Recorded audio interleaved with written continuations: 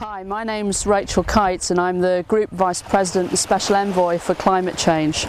I'm standing on the shore of Ban Tre province in the Mekong Delta in Vietnam. And one of the first questions is, would I be able to stand here in a few months' time?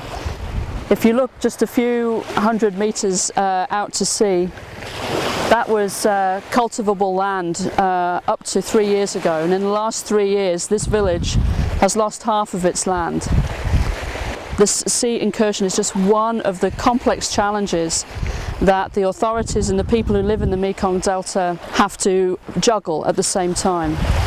So the Mekong Delta, the decisions that are made here are affected by the upstream decisions of hydroelectric planning, of irrigation and other freshwater use. By the time the water gets here, some of that fresh water which is needed is already no longer available. That fresh water is even more important now because with saline intrusion, as salt water is moving up the rivers, so the traditional rice agriculture is threatened. At the same time, the people who live here have seen the growth of the shrimp industry and are choosing shrimp farming over traditional rice farming.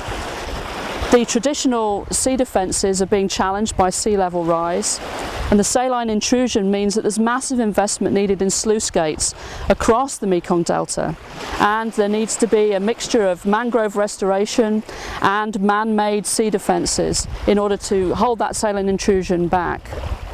There are millions of people who live here, and hundreds of thousands of people's livelihoods depend upon this balance between seawater and freshwater. What climate change is doing is intensifying the threat, as this incursion shows, and adding uncertainty to the complexity of the decision-making process.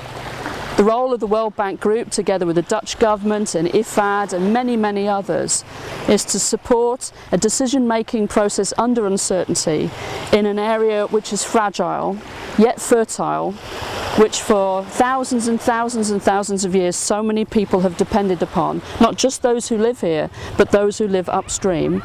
And it is in the Mekong that we will either find the answers to climate change in terms of resilience and adaptation, or where we will lose the battle against an unstoppable force.